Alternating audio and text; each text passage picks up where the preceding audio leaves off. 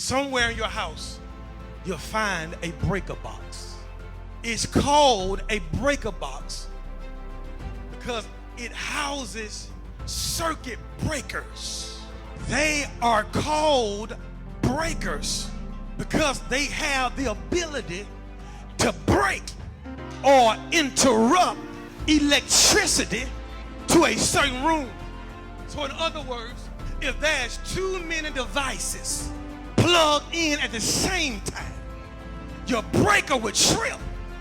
And God is saying, it was one thing in verse 1 through 3 when it was Sanballat and Tobiah at the wall sucking the power out of the Jews.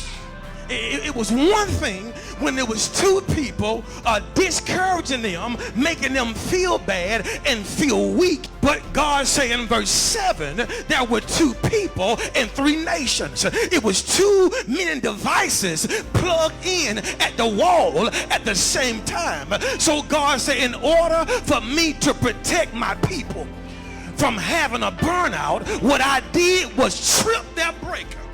If you ever had your breaker trip in your house, the breaker doesn't kill power from your entire house. It only kills the power from that room that's sucking too much power. God said, I'm not shutting your life down. I don't have time for that.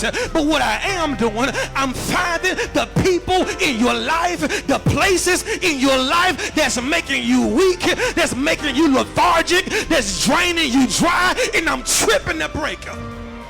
So the next time they come to you with negativity, you'll block them because my breaker has been tripped.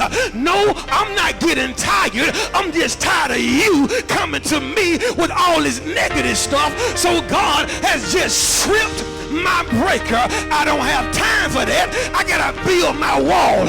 I don't have time for that. I gotta build my wall.